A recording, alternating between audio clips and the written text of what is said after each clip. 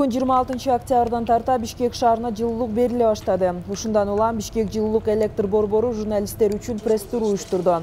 Анын жүрүшүндө журналисттер ЖЭПте жүргүзүлүп жаткан иштер менен тааныштырылды. Бүгүнкү күндө биздин кампабызда 257 миңден ашыгыраак көмүрүбүз бар.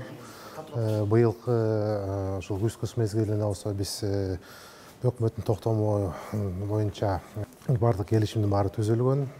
1 миллион 100 миң тонна бул биздин жергиликтүү көмүрлөр, андан сырткары 400 миң бул импорттук көмүр. Азыркы учурда ошол Кыргыз көмүр ишканасы болсо бизге күнүгө бир 3-4 миң тоннадан көмүр келип түшүрүп атат. Импорттук көмүр буюрса ошол ноябрдан баштап биринчи партиясы келе баштайт. Нурлан Гүлжыгачевдин айтымында жылытуу мезгилинде күнүнө 4-4,5 миң тонна көмүр колдонулат. Сиз көрүп тургандай эле ачык турган территорияда болсо ошол ноябрда келе турган импорттук көмүргө место дайындалган. Биздин баш аягы кампабызга 350 миң тегерегинде көмүр батат.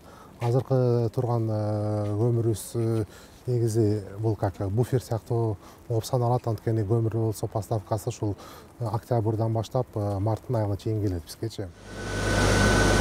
Белгилей кетсек, объектилерге жылуулук берүү бир нече күнгө уланат. Биринчи кезекте жылуулук мектептерге, бала бакчаларга, ооруканаларга, төрөт үйлөрүнө жана социалдык коргоо мекемелерине берилет. Андан кийин турак үйлөргө, өнөр жай ишканаларына жана буга чейин колдонгон жылуулук энергиясы үчүн карызы жок, кышкы шарттарда иштөөгө даярдыгы тууралуу актысы бар ишканаларга жана мекемелерге берилмекчи.